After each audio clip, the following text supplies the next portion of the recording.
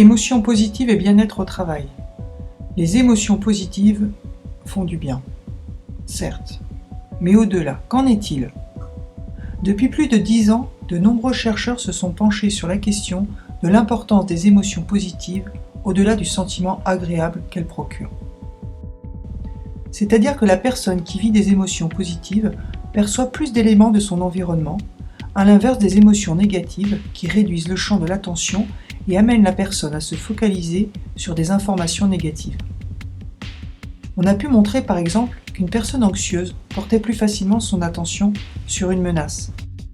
Inversement, une personne joyeuse focalise son attention sur un espace plus grand, intégrant ainsi, outre la menace, si tant est que celle-ci existe réellement d'ailleurs, des éléments positifs. Ainsi, elle a plus de chances de trouver des réponses à des questions, elle est plus créative, elle est plus innovante. Elle aura aussi tendance à rechercher des solutions gagnant-gagnant. L'émotion positive a des effets sur notre mode de pensée qui a elle-même des répercussions sur nos façons d'agir et de nous comporter. Mais ce n'est pas tout. On a également montré que les émotions positives favorisaient l'élargissement de la cognition sociale, c'est-à-dire la façon dont nous nous considérons par rapport aux autres.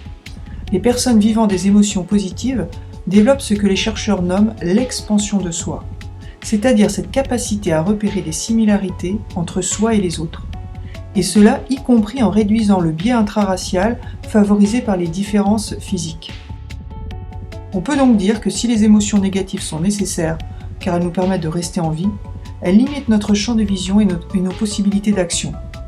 Se laisser submerger par ces émotions négatives, ressasser comme on dit, peut devenir réellement toxique et potentiellement dangereux pour la santé psychique et physique. Ignorer les émotions positives, à l'inverse, revient à passer à côté d'une vie pleine de sens et épanouie. C'est une question d'équilibre. Il ne s'agit pas de réduire à néant les émotions négatives, il s'agit de les utiliser pour ce à quoi elles nous sont utiles. La peur prévient d'un danger, la colère pose des limites. Par contre, se montrer anxieux vis-à-vis du futur, regretter le passé, interdit de profiter des choses présentes et de les savourer. On peut passer à côté de choses merveilleuses dans son présent en étant trop focalisé sur le passé et le futur. Barbara Fredrickson a montré qu'un ratio de 3 émotions positives pour une émotion négative conduit à un basculement vers une vie plus positive dans laquelle la personne devient plus résiliente, plus heureuse sur le fond, plus épanouie. Une personne qui développe volontairement ses émotions positives en s'engageant bénévolement, en pratiquant la méditation, en s'ouvrant aux autres, en pratiquant une activité physique, en faisant des exercices de psychologie positive, ouvre son chemin vers plus d'épanouissement. Car l'épanouissement fonctionne sous forme d'une spirale inflationniste.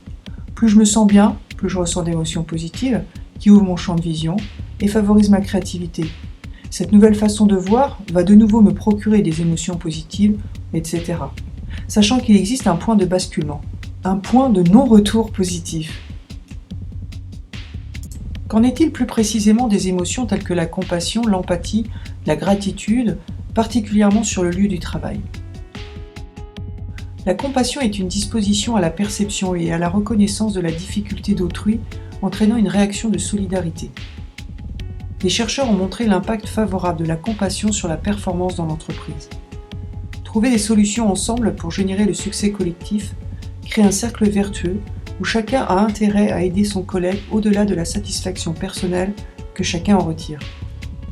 Développer l'attention des uns envers les autres, le sentiment d'appartenance à un collectif, la recherche de solutions partagées sont des moyens d'encourager ce cercle vertueux.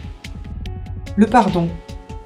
La notion de pardon est importante, particulièrement après des événements douloureux, des décisions difficiles dans l'entreprise qui ne satisfont pas tout le monde.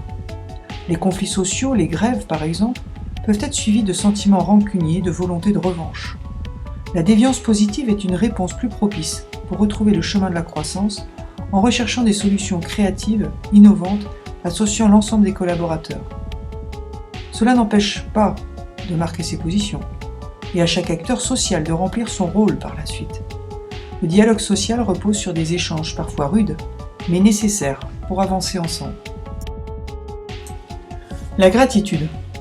Les expériences de gratitude augmentent la conscience du lien avec les personnes bienveillantes vis-à-vis de soi. Ainsi, en pensant à tout le bien que ces personnes me font, J'élargis ma vision en pensant à l'importance que ces personnes représentent dans ma vie.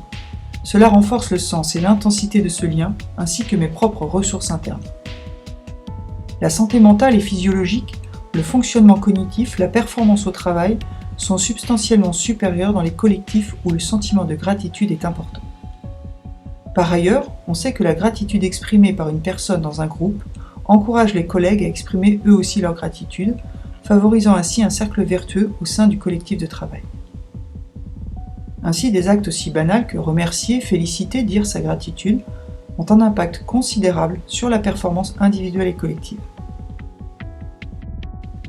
Le travail comme but en soi.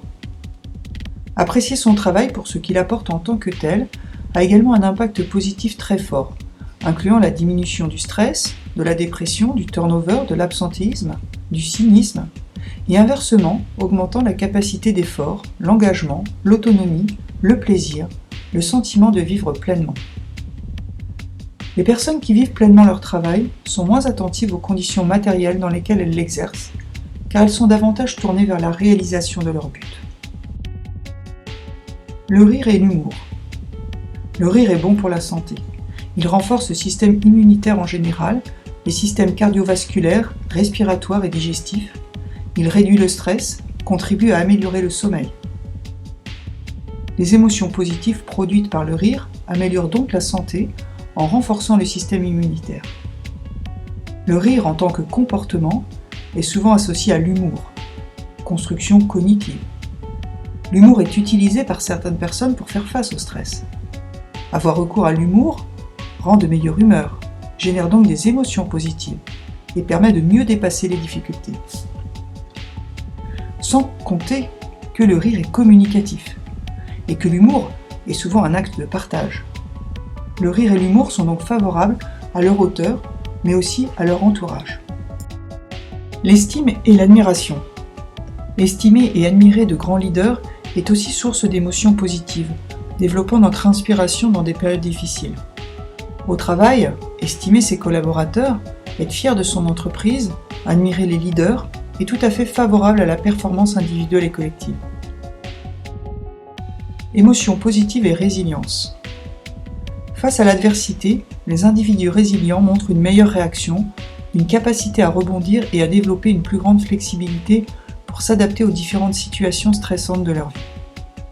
Même si les chercheurs continuent d'explorer ce phénomène, de nombreuses études montrent que les personnes résilientes ont la particularité d'utiliser les émotions positives pour gérer leur stress et ainsi dépasser leurs difficultés. Comme nous l'avons vu, les émotions positives, en élargissant la pensée et ouvrant les possibilités d'action, renforcent les ressources de la personne, améliorent également sa santé physique et augmentent les liens sociaux, ce qui est également bien utile pour faire face à des situations stressantes. Ils affichent une flexibilité émotionnelle plus importante, avec une meilleure réponse au stress et une meilleure capacité à retrouver leur niveau d'énergie une fois la source de stress passée, ce que l'on nomme la fonction annulation. Quel impact dans le monde du travail ? On a pu montrer qu'un esprit positif présentait une productivité supérieure de 31% par rapport à un esprit négatif. Dans une organisation, les leaders positifs ont tendance à emmener leurs équipes vers de meilleurs résultats. Plus résilients, ils font face aux échecs, aux pertes de marché, plus facilement, en tirant des apprentissages de ceux-ci et en rebondissant plus vite. Ils se montrent plus confiants, plus encourageants, plus empathiques. Ils génèrent plus d'enthousiasme et d'admiration. Tous ces effets se renforçant, ils sont à l'initiative d'une spirale positive conduisant au bien-être dans leur équipe et à la performance attendue dans le monde exigeant du travail, considérant bien cette performance comme un des effets du bien-être et non l'inverse. Le baromètre du bien-être au travail est une porte d'entrée pour changer de regard ou renforcer un regard positif sur le travailler ensemble qui remplit une bonne partie de nos vies et peut nous apporter les plus grandes satisfactions sans pour autant opposer l'humain à l'économique.